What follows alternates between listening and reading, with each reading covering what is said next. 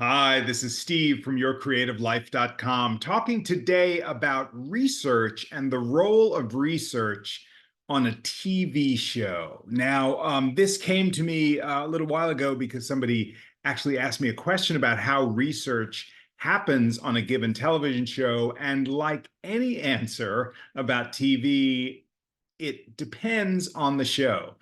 Everything happens in the space of any TV show based on who the showrunner is, what shots they're calling, or what things they're particularly interested in. And research is no exception. So, in the shows that I've been on, quite often, when we start talking about things in the writer's room, subjects that we might cover, or particular areas that we might explore, whether it's a particular crime space, let's say, underground crime, or poker, or kidnapping, or whatever it is in a crime show. Immediately, the writers, and perhaps the writer's assistant, who's the person who is the court stenographer writing all the notes during the writer's room process, people will do deep dives on the internet right away. And anybody who can bring forward, oh, here's an article that I found, or, here's a TV news piece that covers this particular thing, or here's a book that I read, we'll all sort of throw in different resources around educating ourselves about that particular area. So that generally happens on every TV show I've been on, where people just kind of try to do a deep dive on their own and collectively put together resources.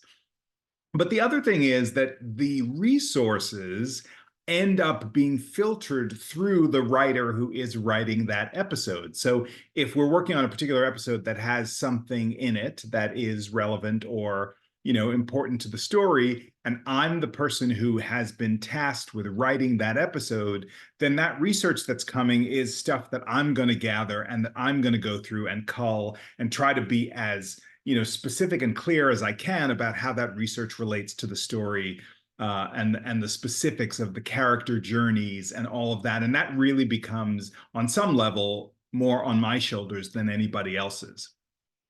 So generally, that's what happens on every TV show, is that kind of collective stuff and filtered through the writer whose episode it is.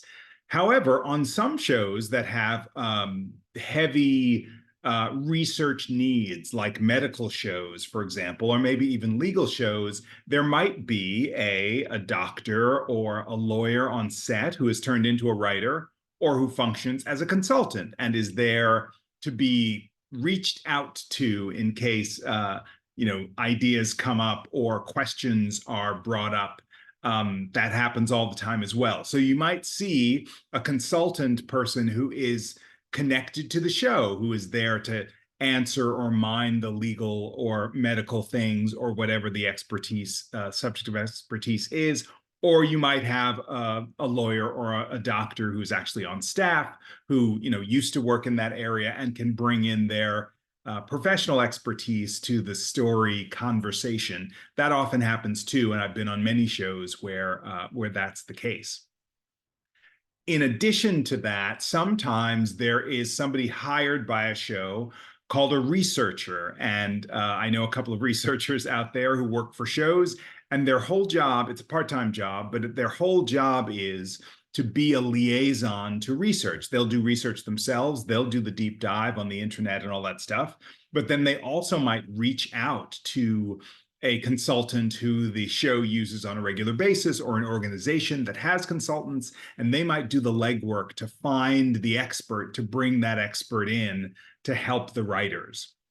And some of the time this manifests in just like notes come in, this researcher will talk to somebody and bring in notes. But other times they'll facilitate an actual discussion. Certainly, when I was on American Crime, we had many research conversations where some expert would come in and basically give sort of a lecture / answer questions about the way their particular piece of expertise worked in the world. And we would all be taking notes in addition to the writer's assistant, and all be using that notes and all those notes, and all be learning those things together. So there are a number of ways that TV shows use research. The writers themselves and the writer's assistant might do a deep dive.